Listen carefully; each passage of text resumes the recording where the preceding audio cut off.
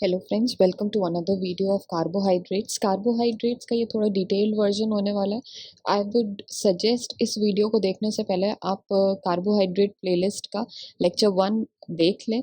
उससे आपको काफ़ी बेसिक चीज़ें क्लियर हो जाएंगी, तो इस वीडियो को समझने में आसानी रहेगी।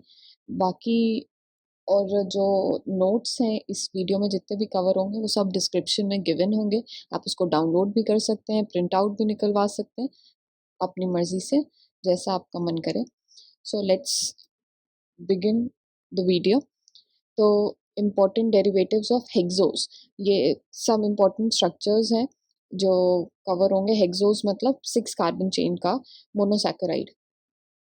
इसको आप एक बार रेफर कर लें, अच्छे से देख लें। इन सबको आप लर्न तो नहीं कर पाएंगे, बट आप एक ओवरव्यू ज़रूर ले लेंगे। तो इसका आप स्क्रीनशॉट भी ले सकते हैं एंड नीचे से तो डिस्क्रिप्शन से डाउनलोड ही कर सकते हैं।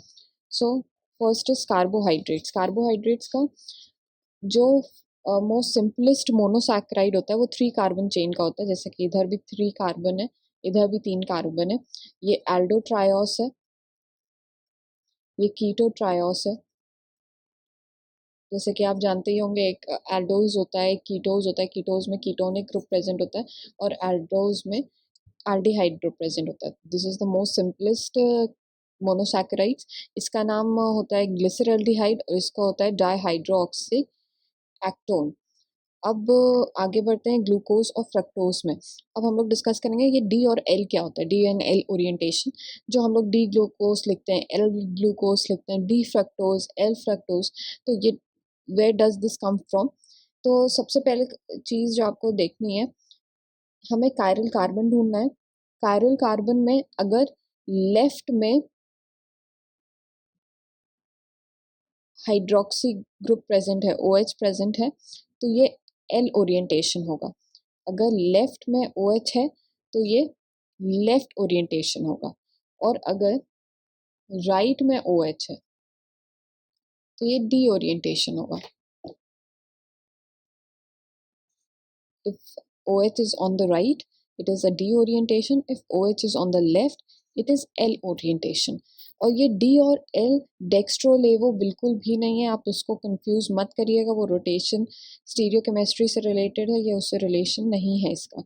ये कायरल कार्बन आप ढूंढेंगे, अगर OH ग्रुप लेफ्ट में है तो वो L ओरिएंटेशन होगा, अगर OH ग्रुप राइट में है तो वो D ओरिएंटेशन होगा। अब सिंस कार्बन चेन इसमें ग्लूकोज का अगर हम स्ट्रक्चर देखें, 1 2,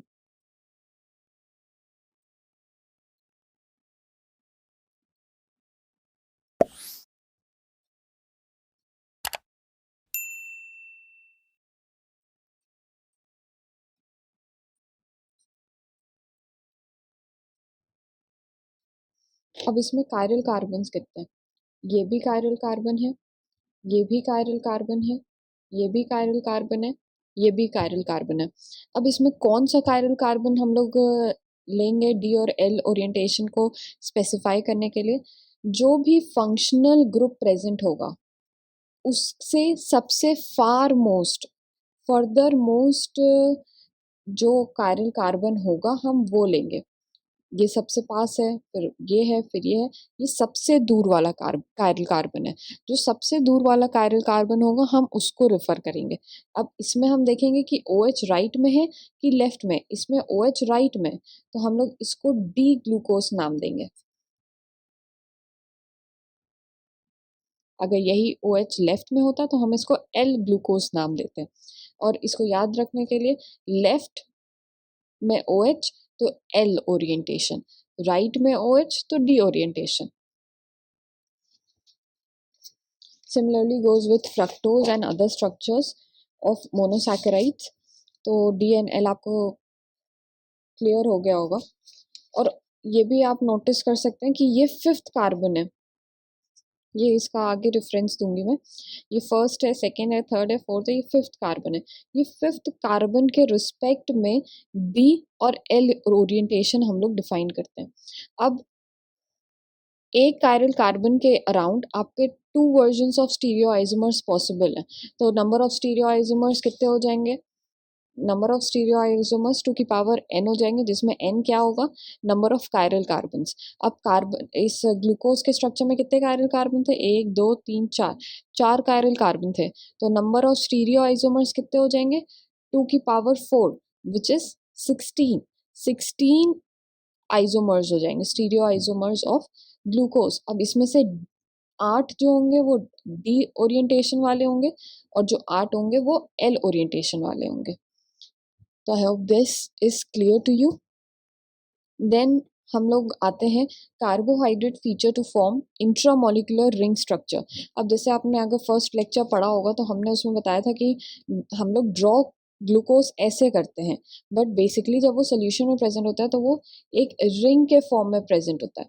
तो अब ऐसे चीज़, ये स्ट्रक्चर ऐसे कैसे कन्वर्ट हो जाता है, हम इसको बेसिकली स्टडी कर रहे हैं। तो ये काफ़ी इंपॉर्टेंट पार्ट है, formation of hemiacetals and formation of hemiketals. जब कीटोस ग्रुप प्रेजेंट होगा तो कीटल बनेगा, जब एल्डिहाइड ग्रुप प्रेजेंट होगा तो हेमी एसिटल बनेगा। अब इसमें क्या होता है, सबसे पहले आपका एक एल्डिहाइड ग्रुप प्रेजेंट होगा, ये एल्डिहाइड ग्रुप है। अब वो अल्कोहल के साथ लिंक बनाएगा। जब ये दोनों आपस में लिंक करेंगे तो एक हेमी एसिटल बनेगा।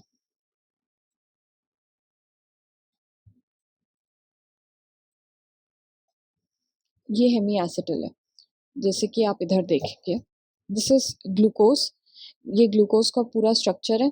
ये एल्डिहाइड ग्रुप है, इसमें इंट्रामोलिकुलर लिंकेज होगा। इंट्रामोलिकुलर क्योंकि एल्डिहाइड ग्रुप, ग्लूकोज का ही एल्डिहाइड ग्रुप इंट्रामोलिकुलर रिएक्शन के थ्रू अपने अल्कोहल ग्रुप के साथ रिएक्ट करेगा हेमी एसिटल बनाने के लिए। अब ये कार्बन 1 जो है वो हेमी वो एल्डिहाइड ग्रुप है, कार्बन 5th जो है उसमें अल्कोहल है। अब वो कार्बन 5th के साथ रिएक्ट करके ऐसा स्ट्रक्चर बनाएगा, this OH will try to react with this aldehyde group. अब जब ये होगा तो क्या हुआ, या अल्कोहल और H बना, OH और H बना, बाकी स्ट्रक्चर अरेंज हो गया। जब ये होता है तो क्या होता है, अच्छा वील वेट फॉर दिस, पहले इसको कंप्लीट करते हैं कि हेमी एसिटल बना। हेमी एसिटल के बाद भी एक स्ट्रक्चर होता है, हेमी एसिटल के बाद जो हमने बताया था 2 ग्लूकोज होते हैं वो आपस में लिंक करते हैं ग्लूकोसिडिक बॉन्ड से, उसमें -H2O होता है। तो वो एक हेमी एसिटल के बाद एक एसिटल ग्रुप बनाते हैं, -HO R3 होगा। अब R3 उसमें H था तो H2O माइनस हो जा रहा था, तो इसमें बन रहा था R1COR2 HOR3। तो this is basically that happens. पहले कैसे रिंग फॉर्मेशन होता है ये आपको समझ आ गया होगा। एल्डिहाइड ग्रुप अल्कोहल के साथ लिंक करता है, हेमी एसिटल बनाता है। सिमिलरली कीटोन में कीटोनिक ग्रुप अल्कोहल के साथ लिंक करता है, रिएक्शन करता है तो हेमी कीटल बनाता है। देन इसमें से HOR3 माइनस होता है और हमें एसिटल या कीटल ग्रुप मिल जाता है। अब सिंस इधर हम लोग ये कार्बन साइकिल, इस ग्लूकोज साइक्लिक स्ट्रक्चर की बात कर रहे थे, इसमें क्या हो रहा था कि कार्बन 1 कार्बन 5th के साथ पहले हेमी एसिटल बनाया, ये आपने देखा, इसमें HOH जुड़ जाएगा, ये बन गया आफ्टर दिस। अब इसमें आप देख से जब इधर ये बना तो इधर एक H है, ये OH है, ये डिफरेंट ग्रुप है, ये डिफरेंट ग्रुप है। तो ये C1 जो है वो कायरल कार्बन बन गया। अब कायरल कार्बन बना है तो इसके अराउंड 2 ओरिएंटेशंस पॉसिबल होंगी। अब ये ओरिएंटेशंस कौन सी होती है, अल्फा एंड बीटा। अब ये किस बेसिस में होती है, ये HOH, ये भी HOH ओरिएंटेशन में। अगर OH ग्रुप ऊपर है अब तो बीटा बनेगा, और अगर OH ग्रुप डाउन है तो अल्फा बनेगा। इसको आप एच के उससे भी कर सकते हैं, एच से अगर आपको ज़्यादा आसान पड़े। एच ग्रुप अप तो अल्फा बनेगा, एच ग्रुप डाउन तो बीटा बनेगा। अगर एच ग्रुप बॉटम में है तो बीटा बनेगा, एच ग्रुप अप है तो अल्फा बनेगा। इधर आप देख सकते हैं जैसे कि ये इसमें एच ग्रुप ऊपर है और एच नीचे है। जब एच ग्रुप ऊपर होता है तो अल्फा होता है, तो अल्फा डी ग्लूकोपाइरेनोज। इसमें एच ग्रुप नीचे हो गया तो बीटा डी ग्लूकोपाइरेनोज। अब ये एक पूरा नेम होता है ग्लूकोज का, जिसको हम लोग अल्फा डी ग्लूकोज कह देते हैं, इसका पूरा नाम होता है ग्लूकोपाइरेनोज। अब ये नाम कहाँ से आया ग्लूकोज ग्लूकोज वाला? अब ये पायरन कहाँ से आ रहा है ये हम लोग देखते हैं। ये पायरन का स्ट्रक्चर होता है और ग्लूकोज का स्ट्रक्चर इसके काफ़ी सिमिलर होता है। इसका जो स्ट्रक्चरल ओरिएंटेशन है पायरन के सेम होता है, तो हम लोग उसको पायरनोज बोलते हैं। सिमिलर उसका स्ट्रक्चर फ्रक्टोज का रिसेंबल करता है फ्यूरिन से, तो वी कॉल इट एज फ्रक्टोफ्यूरिनोज। फ्रक्टोफ्यूरिनोज, तो इस वजह से इसका नाम हम लोग ग्लूकोपाइरेनोज और बोल रहे हैं, फ्रक्टोपाइरेनोज। तो आपको ये अब क्लियर हो गया होगा कि अल्फा बीटा जो होता है ओरिएंटेशन वो कार्बन C1 के कारण होता है, D and L orientation C5 के कारण होता है। C1 के कायरलिटी जो होता है वो अल्फा बीटा के से होता है। अगर C1 कायरल कार्बन में कन्वर्ट हो जाता है तो इसके वजह से अल्फा बीटा हो जाता है। हम लोग C1 कार्बन को कहते हैं उस कार्बन को कहते हैं एनोमेरिक कार्बन। हम लोग C1 को कहते हैं एनोमेरिक कार्बन और alpha beta orientation comes under anomers. C1 को हम लोग एनोमेरिक कार्बन कहते हैं, अल्फा बीटा को हम लोग एनोमर्स कहते हैं। और अल्फा बीटा से रोटेशन बहुत इजीली पॉसिबल है।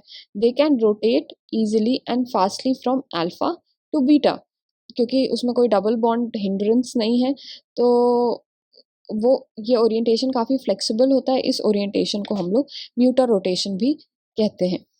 सो I guess that's all for today. Keep learning, keep practicing, and don't forget to like, subscribe, and share this channel with your friends.